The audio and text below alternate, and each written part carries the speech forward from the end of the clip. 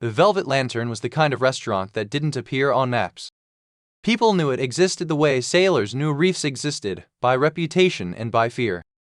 Inside, the lighting was low and golden, reflecting off polished wood and expensive glass. Jazz drifted lazily from a piano in the corner while wealthy men in tailored suits discussed shipments, investments, and sometimes things that could never be written down. Every table had money. Several had guns. And one had a man powerful enough that nobody in the room dared breathe too loudly. Thomas Varga, 36 years old, owner of half the docks along the eastern seaboard. A man whispered about in courtrooms and police stations and government offices. They called him the king of the harbor. Thomas didn't shout, he didn't need to. When he spoke, people listened. When he paused, people panicked. And tonight he sat at the center table, calm as winter stone, listening to three shipping executives try to explain why a cargo route had suddenly lost $20 million. None of them were convincing. Across the room, Catherine Hale carried a tray of crystal glasses. No one noticed her. That was normal. Waitresses at the Velvet Lantern were expected to be silent shadows. Catherine was very good at being invisible. She was 24, slender, with tired hazel eyes and dark hair pulled into a tight bun. Her uniform was simple, black skirt, white blouse, thin apron. She moved quietly between tables like a ghost. But inside her head lived something no one in this room would ever expect. 3 languages. A degree in economics she never finished paying for. And a mind that never stopped calculating patterns. But none of that mattered when rent was due. Or when your younger brother needed asthma medication. Or when the manager reminded you that girls who caused problems didn't keep their jobs. Catherine focused on breathing. Step. Step. Step. Every movement sent a bolt of pain shooting through her hips. She clenched her jaw. Don't limp. Don't slow down. Don't cry. 2 nights ago, a man had waited for her in the alley behind her apartment. A collector. A reminder. He hadn't punched her face. Bruises on the face lost tips. Instead, he had used a baton. Inside the thighs. Across the ribs. Oh, precise. A professional. Catherine had borrowed $5,000 months ago to help pay hospital bills for her brother. Now the debt had become 40. And every week the collectors reminded her how interest worked. The bruises were hidden beneath thick tights. But the swelling had gotten worse. The fabric rubbed with every step. Every movement felt like glass grinding against bone. Stop. She walked. Because people who stopped working didn't eat. Table 4, the manager whispered sharply behind her.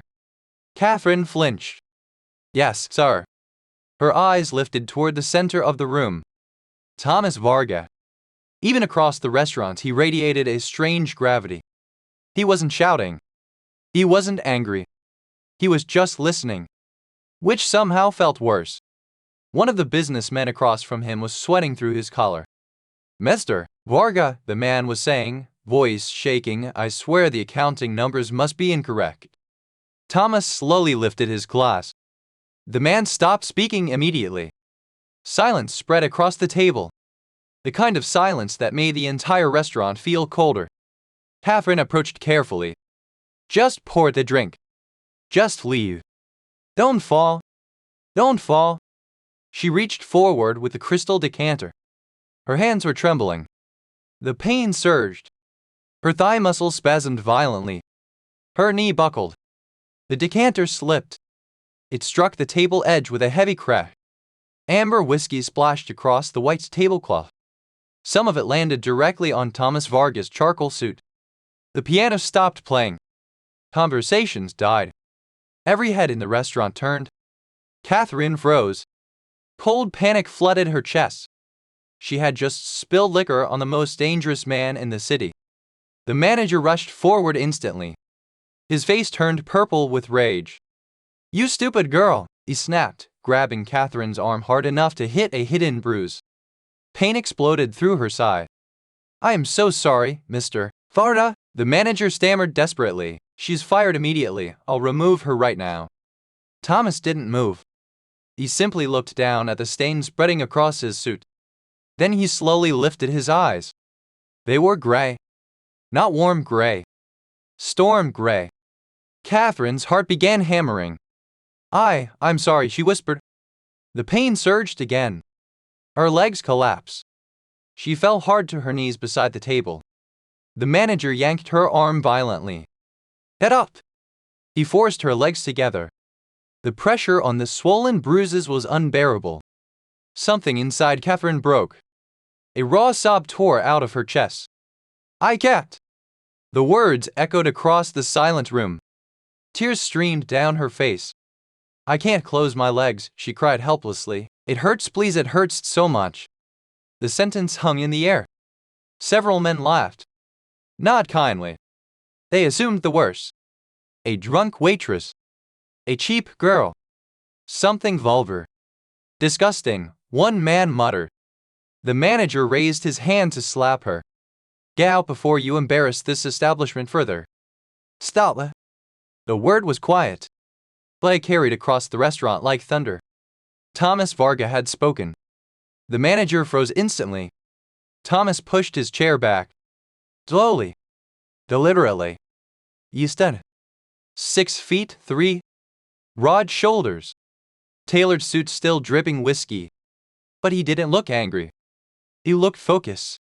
He walked around the table and crouched in front of Catherine. The entire room held its breath. Look at me, he said calmly.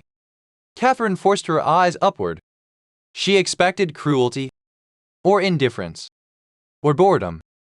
Instead, she saw something else. Attention. Pure, analytical attention.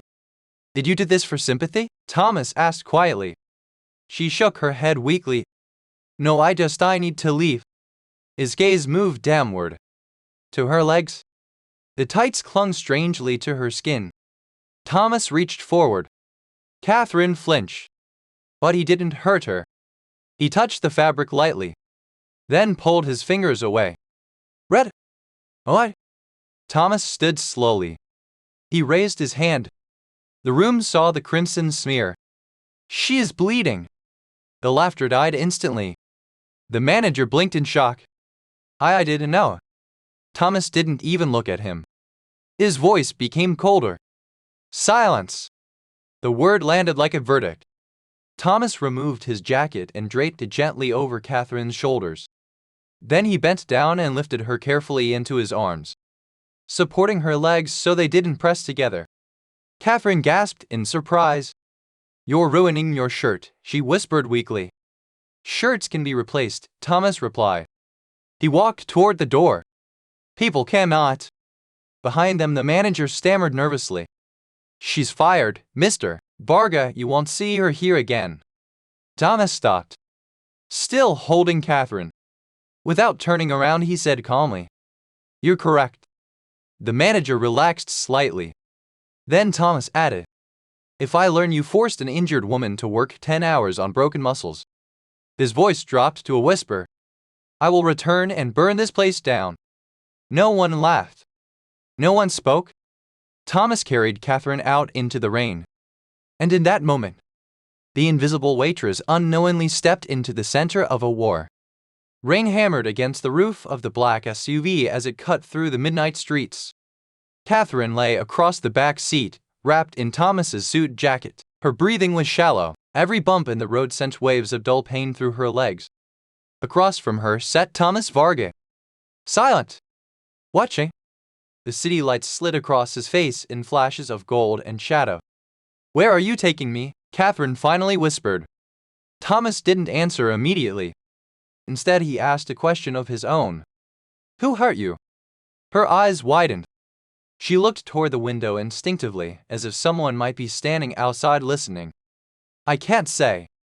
You can, he replied calmly. No, she said, shaking her head weakly. If they find out I talked, they'll hurt my brother. The car grew quiet. Thomas leaned forward slightly. Your brother? Yes. How old? 12. Asthma, she almost added, but stopped herself. Thomas studied her for several seconds. You were still working tonight. I had to. You're bleeding through 2 layers of clothing. I still had to. That answer lingered in the air. Not dramatic. Not angry. Just factual. Thomas leaned back again. Driver. Yes, sir, the man at the wheel replied. Change route.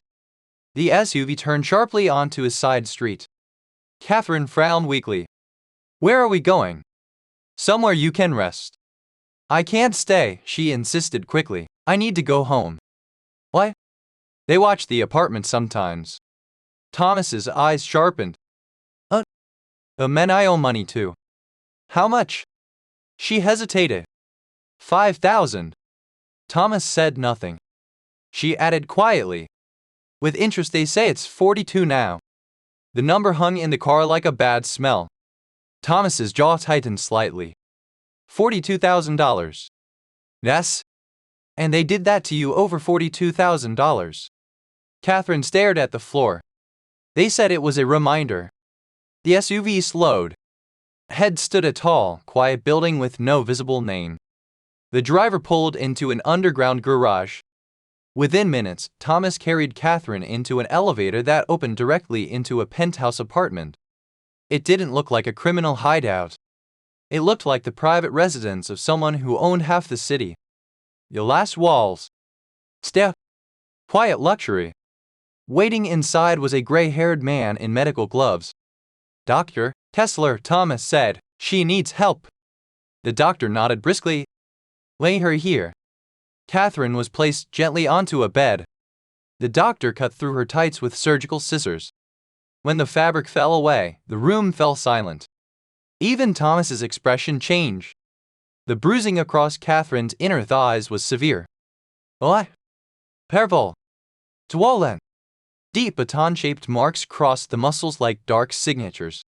The doctor exhaled slowly. Someone knew exactly how to cause pain without breaking bone. Catherine stared at the ceiling.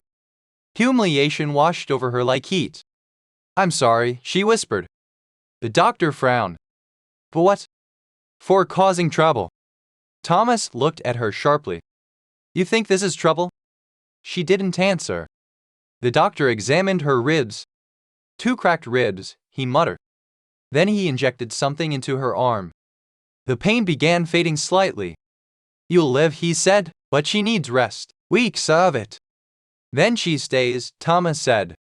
Catherine sat up immediately despite the pain. No. Thomas turned. No. I can't stay here. What? My brother. What about him? He is alone. Thomas nodded once. Then he turned toward the door. Marco. A large man stepped in. Yes, boss. Yet the girl's brother, quietly. Catherine grabbed Thomas's sleeve. Oh. Everyone paused. They're watching the building, she said quickly. If they see someone take him, they'll know I talked. Thomas considered this. Then we do it quietly. Catherine shook her head. You don't understand them. Thomas leaned closer. You don't understand me. His voice remained calm, but something in it carried absolute certainty. No one hurts children connected to me, he said. The room fell silent again. Catherine slowly released his sleeve. You don't even know me. Thomas studied her face. You collapsed on a restaurant floor instead of lying to save yourself. That isn't impressive. It is in my world. The doctor finished wrapping her ribs. She needs sleep. Thomas nodded. He walked toward the door. Before leaving, Catherine asked softly, Why are you helping me? Thomas stopped. For several seconds he said nothing. Then he spoke without turning around. Because when you collapsed tonight. He paused. You didn't look afraid of me. Catherine blinked in confusion. Most people are. He opened the door. And people who aren't are usually either very brave. He stepped into the hallway. Or very dangerous. The door closed quietly. Catherine lay back against the pillow. Sleep slowly pulled her under. But down the hall. Thomas Varga stood beside a window overlooking the city. Marco approached. The brother's on the way. What? Marco hesitated. You're really protecting a waitress? Thomas didn't answer right away. Instead, he stared down at the harbor lights. Finally, he said quietly, "She's not just a waitress." Marco frowned. "What do you mean?" Thomas's voice became thoughtful. When the restaurant manager grabbed her arm, Marco nodded. "Yes." She shifted her weight before falling. "Thud?" "That's not panic," Thomas said. "That's someone calculating pain tolerance." Marco blinked. "You noticed that?" Thomas's eyes remained fixed on the city. "Yes." He spoke softly. "And I want to know why." Because somewhere deep in his instincts, Thomas Varga had already realized something dangerous. The invisible waitress he carried out of that restaurant was not as powerless as she appeared. And before the week ended, she would change the balance of power in the entire city. Catherine woke to the smell of coffee. For a moment she forgot where she was. Soft sheets, quiet room, pale morning light sliding through tall glass windows. Then the pain returned. Dull, heavy, but manageable now. She shifted slightly and winced. "Careful." The voice came from the doorway. Thomas Varga stood there, holding 2 mugs. He stepped inside and placed one on the table beside her. "Doctor says the medication should keep the swelling down," he said. Catherine sat up slowly. "You didn't have to stay." Thomas raised an eyebrow. "This is my apartment." He flushed. "Oh."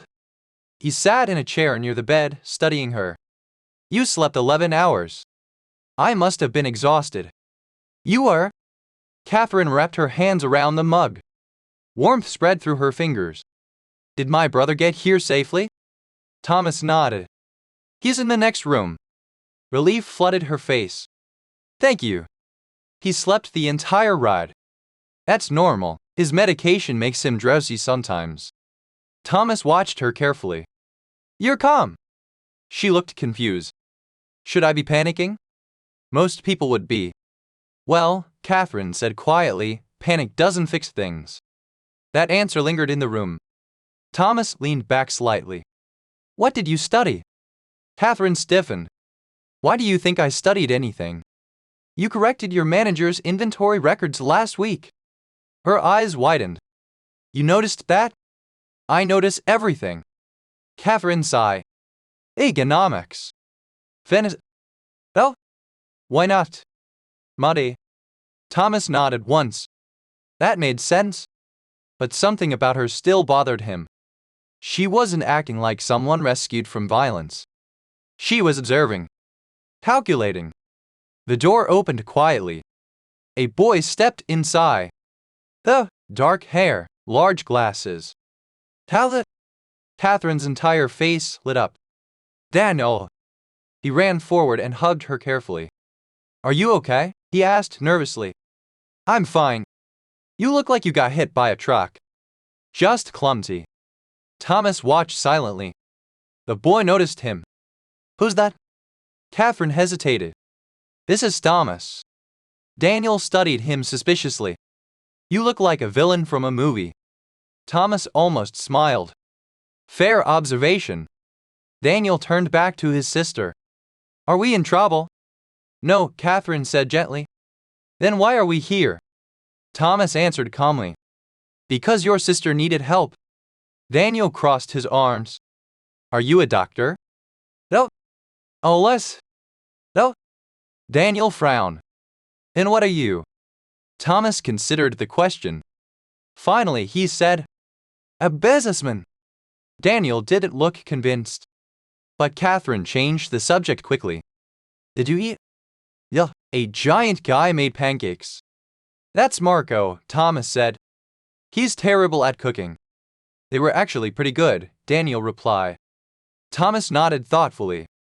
"I'll inform him." Daniel wandered toward the window. "Whoa, this place is huge." While the boy stared at the skyline, Catherine leaned closer to Thomas. "You didn't answer my question last night." "What question?" "Why you're helping us." Thomas rested his elbows on his knees. "For now." He spoke quietly. "Because someone who owed $40,000 should not be tortured for it." Catherine looked down. "It wasn't just about money." Thomas's eyes sharpened. What do you mean? She hesitated. I think they wanted something else. Explain. Catherine reached for the tablet on the bedside table. May I? Thomas handed it to her. She opened a map of the harbor district. You run shipping routes, right? Yes. These docks here, she pointed.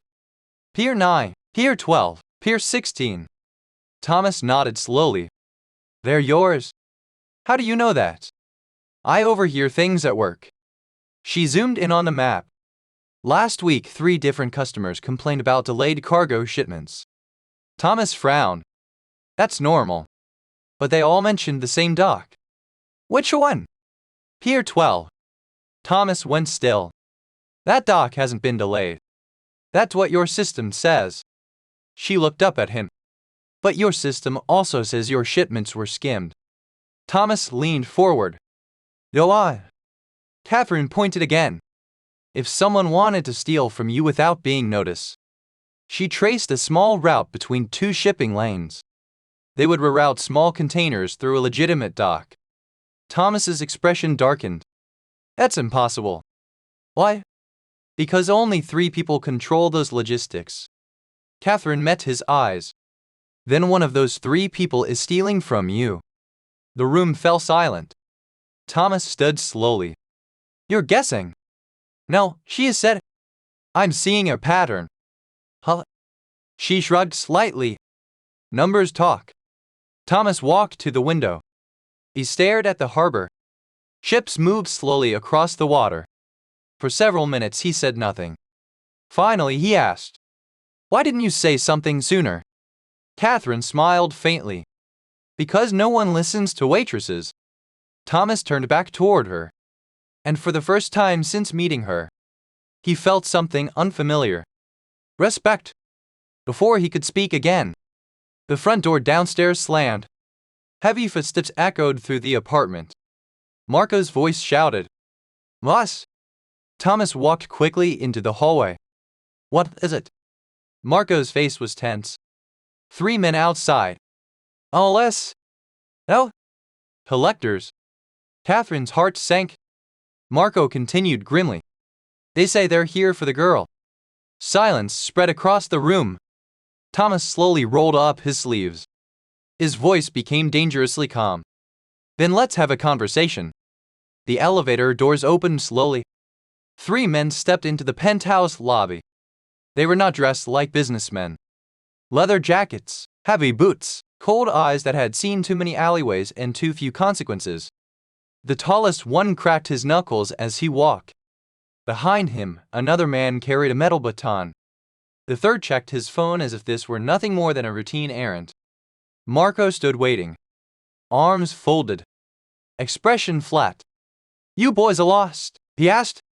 The tall man smirked. We're looking for a girl. No girls here. Yeah, the man replied, because our boss says there is. Marco didn't move. Well, he said calmly, your boss is wrong. The man stepped forward. You might want to check again. Marco sighed. You might want to leave.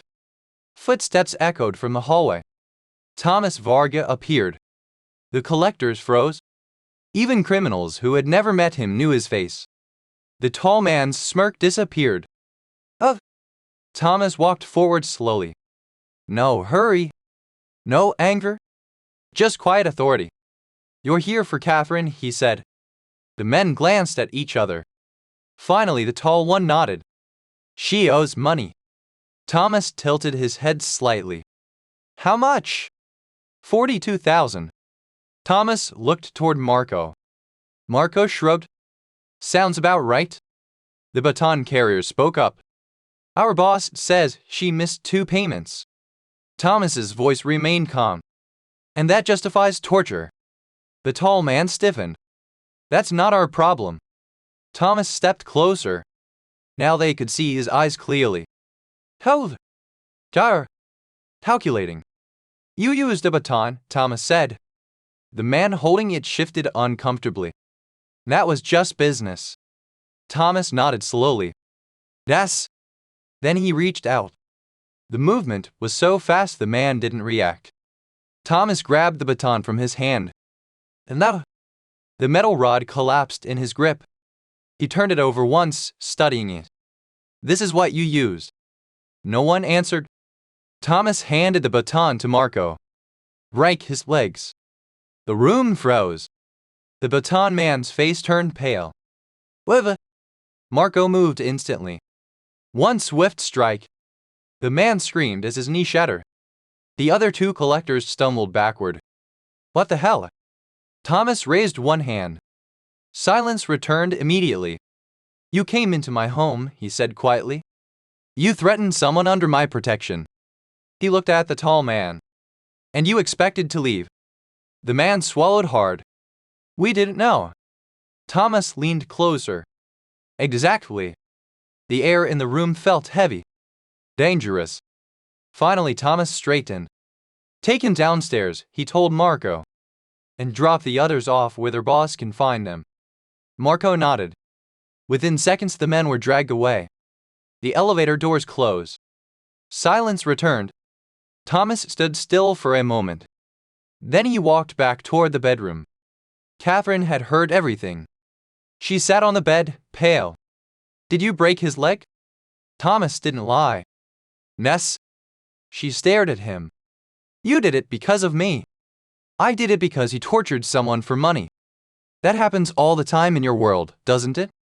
Thomas didn't answer. Catherine looked down at her hands. I didn't ask for revenge. You did it. Then why do it? Thomas considered the question carefully. Finally, he spoke. Because power means deciding what behavior is tolerated. She met his gaze. And you decided torture isn't tolerated. Ness? Daniel peeked from the hallway. Is everything okay? Catherine forced a smile. Ness? The boy relaxed and wandered away again. When he disappeared, Catherine looked back at Thomas. You're not the monster people say you are. Thomas gave a small shrug. That depends who you ask. People who deserve it probably think you are. Thomas leaned against the wall. And if? She studied him carefully. You're dangerous, she said. But not cruel. Thomas didn't respond. Because he wasn't sure if that was true. Before he could reply, Marco returned. His face was serious. Mus. What it? You need to see this. He held up a phone. A video was playing. Grainy security footage from a warehouse. A man speaking with the collector's boss. Thomas leaned closer. His expression changed immediately. That's impossible. Catherine frowned. What is it?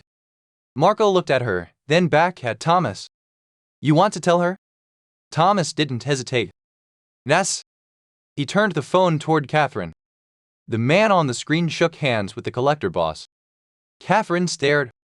Recognition hit instantly. That's... Her voice trailed off. Thomas finished the sentence calmly. My chief logistics officer.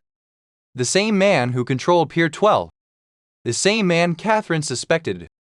The same man Thomas trusted with half his shipping empire. Thomas's voice turned cold. Well, he slipped his jacket back on. Looks like your pattern was correct. Catherine felt a chill run down her spine. What are you going to do? Thomas walked toward the door. For now. His voice became dangerously quiet. I'm going to find out how deep this betrayal goes. He paused before leaving. Then added. And you're coming with me. Catherine blinked. What? Thomas looked back at her. Because you saw the pattern. His eyes hardened. And now we're going to see the truth. Outside, the harbor lights flickered across the dark water. And somewhere inside Thomas Varga's empire, a traitor was about to realize the invisible waitress had just destroyed his perfect crime. The harbor smelled like salt, oil, and cold metal. Cargo cranes loomed against the night sky like skeletal giants. Ships groaned against their moorings while distant foghorns echoed across the water. Catherine stood beside Thomas near the edge of Pier 12. The wind tugged at her coat. You brought me to the crime scene, she said quietly. Thomas glanced at her. You wanted proof. I wanted to understand the pattern. She studied the dock carefully. Workers moved between containers. Forklifts hummed. Everything looked normal. Too normal. That's the problem, she murmured. Thomas followed her gaze. Explain. Catherine pointed toward the cargo ledger building. That office processes every shipment. Yes? What Lord? Thomas narrowed his eyes. What am I looking for? No security. Thomas frowned. There's always security. Exactly. Marco approached from behind. Boss, guards should be posted there. Thomas's voice hardened. And they aren't. Catherine stepped forward slowly. The delays happen here, right? Thomas nodded. Yes. And the stolen containers disappear after processing. Correct. She crouched near the pavement. Her fingers brushed faint tire marks. Trucks leave this dock. Yes. But these marks are wrong. Marco squinted. They look normal to me. They're heavier, Catherine said. How can you tell? The spacing. She stood and pointed across the dock. Standard cargo trucks have dual axle spacing like this. She traced the pattern in the air. But these are wider. Thomas's eyes sharpened. Military transport spacing. Catherine nodded. Exactly. Marco blinked. Why would military trucks be here? Thomas answered quietly. They wouldn't. The implication settled heavily over the dock. Catherine continued. If someone swapped containers here, they could move high-value cargo without triggering the system. Marco cursed under his breath. That bastard. Thomas's jaw tightened. My logistics officer controls this dock. Catherine nodded. He also controls the shipment manifests. Thomas looked toward the office building again. Which means he knows we're here tonight. Catherine felt a chill. You think it's a trap? Thomas's voice was calm. It might be. Marco reached for his radio. Should I call backup? Thomas raised a hand. No. Marco frowned. But if it's a trap, Thomas said quietly, I want them to spring it. Catherine stared at him. You're serious? Yes. That's incredibly dangerous. Thomas looked at her. Danger is how truth reveals itself. Catherine crossed her arms. You're assuming you'll survive the reveal. Thomas almost smiled. I usually do. Suddenly, headlights appeared at the far end of the dock. 3 trucks rolled slowly toward them. Their engines growled low in the night. Marco whispered, That's not scheduled cargo. Thomas's voice dropped. Oh, it isn't. The trucks stopped 20 yards away. Doors opened. Men stepped out. 10, 15, 20. All armed. Catherine's breath caught. That's not a business meeting. Thomas's expression didn't change. From the center truck stepped a familiar figure. Sharp suit. Silver hair. Cold smile. Victor Hale. Thomas's chief logistics officer. Victor spread his arms theatrically. Well, Thomas. Thomas didn't move. You're early. Victor laughed. I had a feeling you'd come. Marco's hand moved toward his gun. Victor raised a finger. Careful. The armed men shifted their weapons. We outnumber you, Victor said pleasantly. Thomas tilted his head. You always were bad at math. Victor chuckled. Oh, I'm excellent at math. He nodded toward Catherine.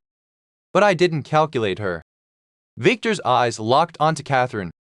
Recognition flickered. So this is the waitress. Catherine stood very still. Victor sparked. You're smarter than you look. Thomas's voice sharpened. Leave her out of this. Victor laughed again. Impossible. He gestured toward the trucks. Do you know how long I've been planning this? Thomas said nothing.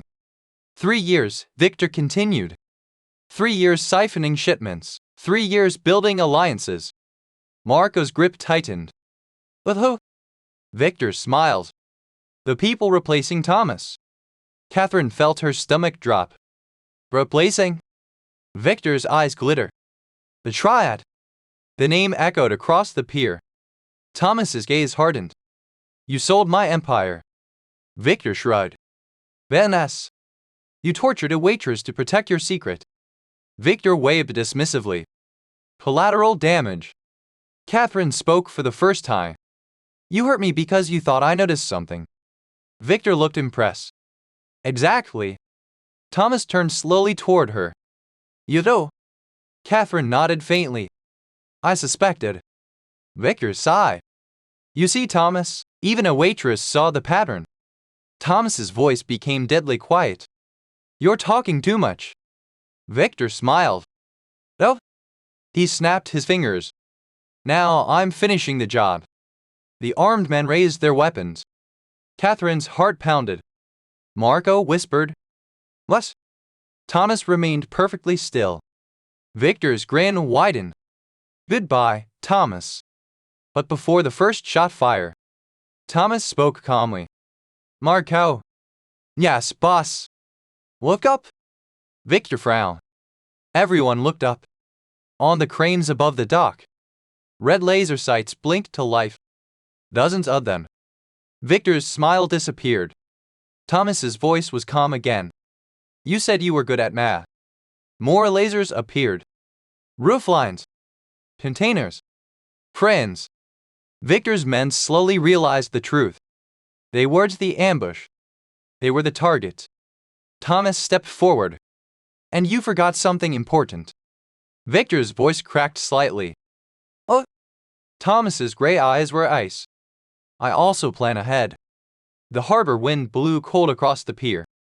Victor suddenly understood something terrifying. The invisible waitress hadn't just discovered his betrayal. She had led Thomas straight to it. And now, the trap had closed. For one long second, the harbor froze. Wind pushed across the water. Metal chains rattled against the sides of cargo containers. Dozens of red laser dots glowed across Victor Hale's chest and shoulders. His men slowly realized what had happened. They were surrounded. Victor's confident smile faded. But only for a moment. Then he laughed. Clever, he said. Thomas stood unmoving. I try. Victor looked up at the cranes again. How many? Death. Victor sighed. You always did enjoy theatrics. Thomas's voice stayed calm. I enjoy preparation. Marco stepped slightly forward. What? Thomas nodded once. Disarm them. Victor raised a hand. Careful. His men tightened their grips on their rifles. The lasers above flickered slightly as Thomas's hidden snipers adjusted their aim. The tension became electric. Catherine's heart pounded as she watched both sides. One wrong move, and the dock would explode into gunfire. Victor's eyes shifted slowly toward her. You know, he said thoughtfully, this is all your fault. Catherine didn't answer. Victor chuckled. If you hadn't noticed those shipment patterns. Thomas's voice cut through the air. Enough. Victor ignored him. Tell me something, Catherine. He took a step closer. Did you enjoy playing detective? Thomas's eyes narrowed. Stay where you are. Victor smiled at Catherine. You could have kept quiet. I tried, she said quietly. Victor tilted his head. But silence would have been immoral. Thomas looked at her. The words landed heavily. Victor laughed again. Morality. He turned to Thomas. That's your weakness. Thomas didn't respond. Victor's expression hardened. You built an empire on fear. Yes. But fear doesn't inspire loyalty. Marco frowned. What are you talking about? Victor spread his arms. 3 of your captains already switched sides. Marco's eyes widened. That's a lie. Victor sparked. You'll see soon enough. Thomas's gaze remained cold. You're stalling. Victor shrugged. Maybe. Thomas raised his hand slightly. The snipers above adjusted again. Victor's men shifted nervously. One of them whispered. What? Victor waved him quiet. Thomas, he said calmly. Let's make a deal. No? You didn't even hear it. I don't need to. Victor sighed. You're predictable. Sodom, A loud metallic clang echoed across the pier. Everyone turned. A forklift rolled forward slowly from behind a container. Its headlights blinded the dock. Marco cursed. That wasn't there before. Victor smiled again. Oh, that's my insurance. The forklift stopped. Behind it, more armed men stepped into the light. Triad soldiers. At least 20 of them. Catherine's stomach dropped. Thomas's snipers had been watching the dock edges. But these men had come from the shipping lanes behind the container stacks. Victor grinned. Now the numbers looked different. Thomas studied the situation calmly. Lasers above still covered Victor's first group, but now another force stood behind them. Crossfire territory. Marco leaned close. Boss, this just got complicated. Thomas nodded. Nas? Victor clapped slowly. So, I told you. He gestured toward Catherine again. All because of her. Catherine spoke softly. You plan to kill him tonight anyway. Victor shrugged. Eventually. Then his voice turned colder. At first. He looked at Catherine. I was going to make sure you never spoke again. The Triad soldiers raised their rifles. Thomas's sniper shifted aim. The dock balanced on the edge of chaos. One shot would start a massacre. Thomas turned slightly toward Catherine. His voice was low. Stay behind me. But Catherine wasn't looking at the guns. She was looking at the trucks. 3 of them. Parked side by side. Engines still running. Her mind raced. Patterns. Numbers. Angles. Suddenly she understood something. Thomas. He didn't look away from Victor. Nas. The trucks. What about them? They're blocking your snipers. Thomas's eyes flicked briefly. She was right. The vehicles created blind spots. Victor noticed the glance. Oh, he said. Did your little analyst notice something? Catherine stepped forward slightly. Victor smiled. Careful. But she spoke calmly. You parked the trucks like that on purpose. Victor raised an eyebrow. Very good. So the Triad could approach unseen. Exactly. Thomas looked back at her. What are you thinking? Her voice dropped. The fuel tanks. Victor blinked. What? Catherine pointed. All 3 trucks. Everyone followed her gesture. Diesel transport trucks, she said. If one explodes. Realization spread instantly. The trucks stood directly between Victor's 2 groups. Victor's face darkened. You wouldn't dare. Catherine met his eyes. You said morality was weakness. She looked at Thomas. But protecting people isn't. Thomas understood immediately. One controlled explosion would scatter Victor's forces without killing everyone. Marco whispered. Boss, she's right. Victor shouted suddenly. Don't move. But Thomas was already drawing his pistol. One precise shot. The bullet struck the fuel valve on the nearest truck. Diesel sprayed across the pavement. Another shot. Spark. The explosion roared across the dock. Flames burst upward. Victor's men scattered in panic. Snipers opened fire instantly. Marco tackled 2 Triad soldiers. Chaos exploded across the pier. Catherine ducked as gunfire echoed. Thomas moved like a machine. Huh. Precise. 3 shots. 3 attackers dropped. Victor tried to run. But Marco intercepted him with a brutal tackle. The harbor filled with shouting and sirens. Within minutes, it was over. Victor lay pinned to the pavement. Thomas walked slowly toward him. Victor glared up. You think this ends tonight? Thomas crouched beside him. No.